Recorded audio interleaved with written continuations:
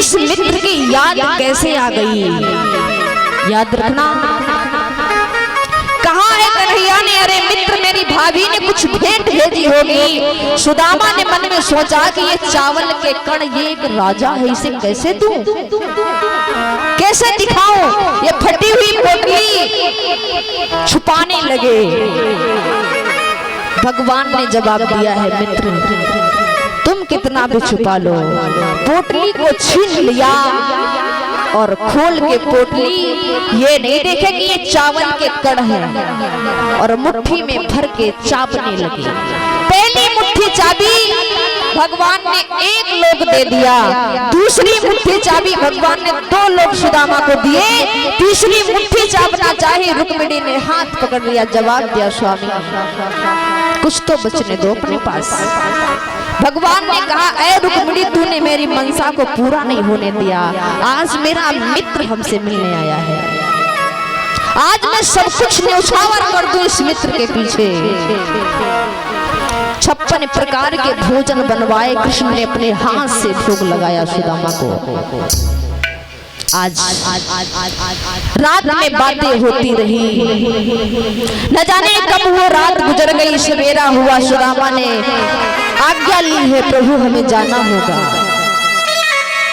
भगवान ने रात ही रात में सुदामापुरी को कंचन की बनवा दी, सोने की सुदामापुरी बनवा दी। जिस प्रकार से द्वारिका बनी उसी प्रकार से सुदामापुरी। बारे मित्र, लेकिन सुदामा को कुछ नहीं पता। सुदामा जी ये सोच रहे हैं कि कृष्ण हम जब यहाँ से जाएंगे तो इसकी 16,108 रानियां हैं, अगर 1-1 रुपया देंगे मेरा कमंडल भर जाएगा। लेकिन जो भी रानी आती है प्रणाम करके वापस चली जाती, किसी ने कुछ नहीं दिया।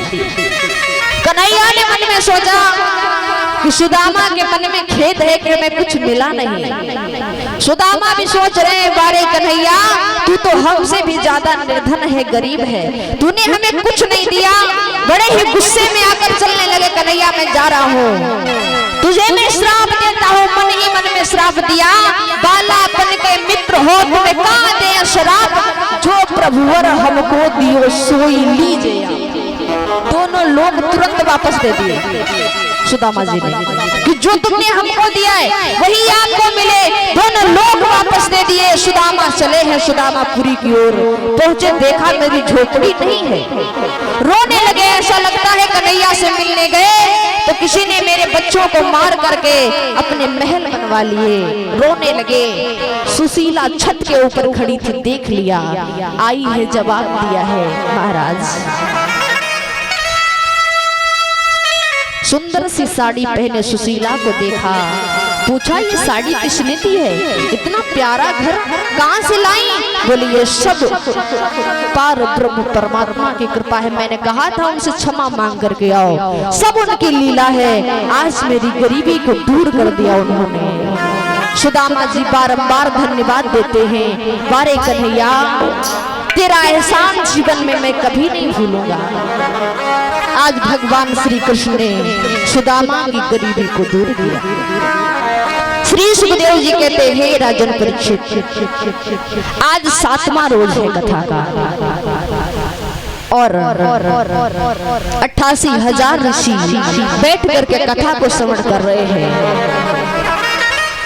आज महाराज परीक्षित जी को वो तक्षक डसने चला है, जिसे श्राप मिला था परीक्षित जी को कि 7वां रोज होते ही ये सर्प जिंदा हो जाएगा, ये तक्षक जिंदा हो जाएगा। आज वो सर्प डसने चला। महाराज आज उसी समय एक तरफ तो तक्षक चला है, लेकिन एक तरफ महाराज धनवंतर जी चले हैं जिंदा करने परीक्षित जी को। महाराज जिंदा करने के लिए जब चले,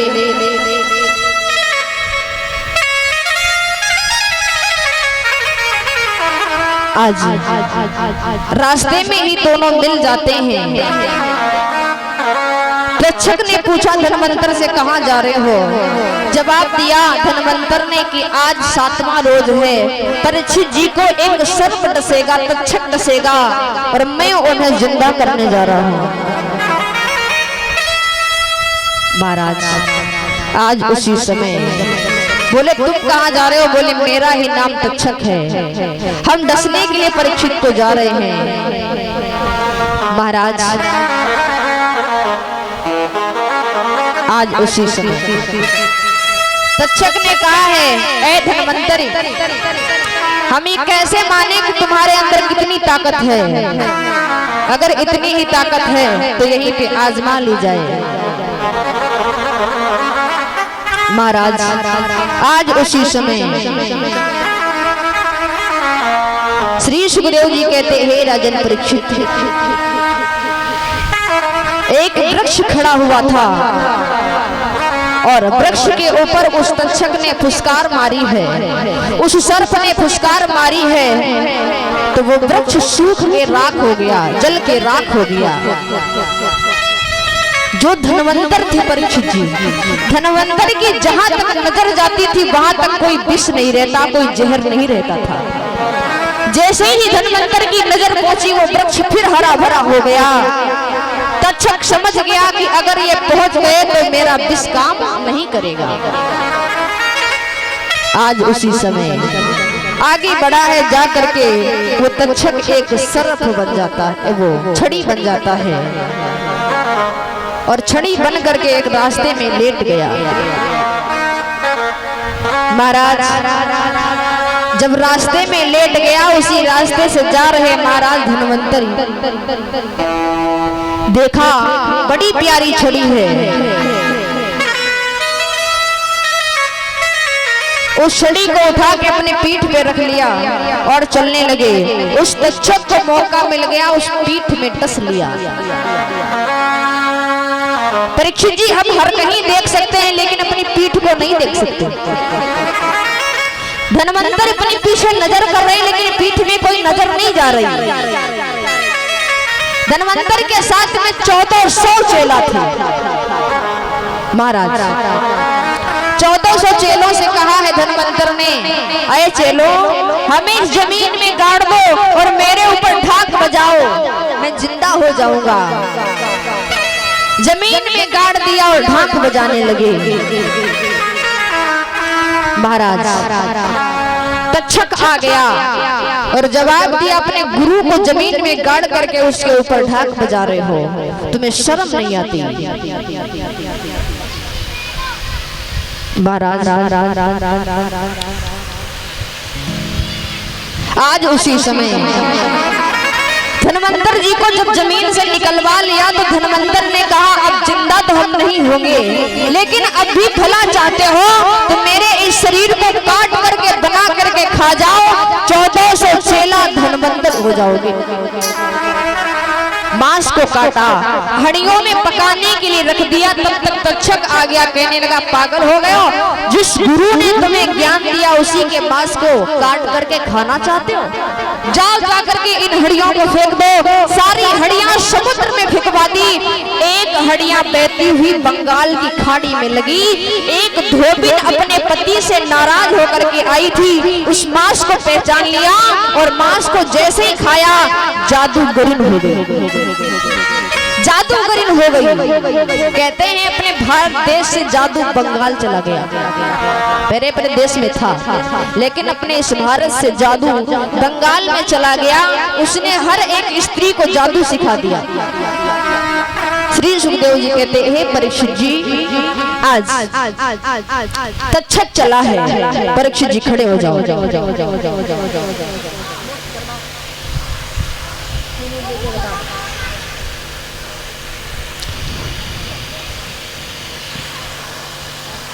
आज वो तक्षक चला है डसने के लिए परीक्षित जी को।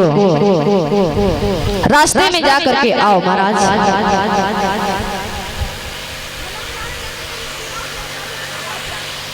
आओ नवलदे मैया, तुम खड़ी हुई जाओ। 7 दिन हो गए के परीक्षित जी, बैठे बैठे थक गए हो।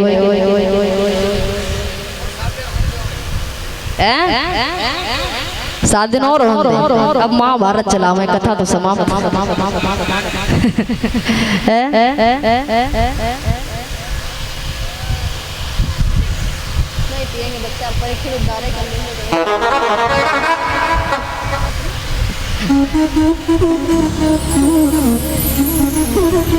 महाराज आज इधर तक्षक चला है डसने के लिए,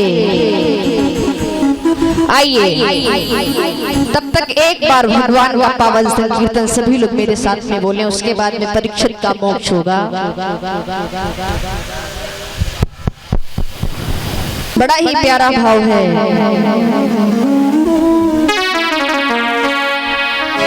बताया जाता है जो इस दुनिया में आया है उसे एक ना एक दिन जरूर जाना है।